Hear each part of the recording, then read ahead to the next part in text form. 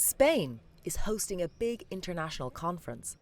It's a once-in-a-decade meetup of world leaders where they shape the strategic direction of bodies like the World Bank and International Monetary Fund, influencing where and how they lend to poorer countries. But the thing is, the debt burden facing the world's poorest nations is hitting new heights. It's preventing them from investing in the future, and Spain wants rich creditor nations to do more. Here's Economy and Trade Minister Carlos Cuerpo.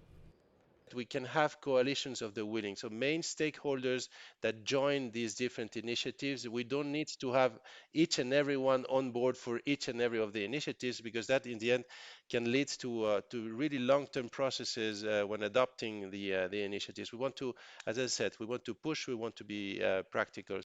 Madrid is a big fan of debt for development swaps. That's where a lender, usually a country, agrees to reduce the amount it's owed by another country. The money saved is then put to development projects in the debtor country. So things like sanitation works or building bridges. Spain has done this kind of thing in places like Senegal in West Africa, and it wants countries to agree to a common standard for these kinds of deals and greater funding for them. So will it succeed?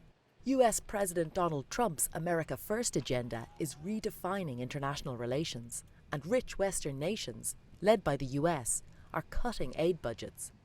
But Spain says there's no time like the present.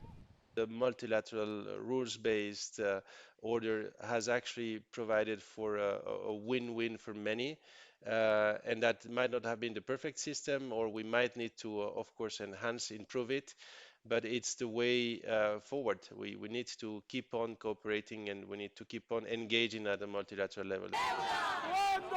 As heatwave temperatures hit Seville ahead of the meeting, protesters took to the streets, calling for debt cancellation, climate justice, and taxing the super rich. Many will be in attendance. French President Emmanuel Macron, South Africa's Cyril Ramaphosa, who's this year's G20 chair, and sustainable finance rock stars such as Barbados Prime Minister Mia Mottley. But the United States is a no-show. It withdrew from attending after opposing some of the suggested reforms on taxation and debt relief. The absence of the US and continued discord over the approach to certain issues, such as debt, could hobble the event's impact.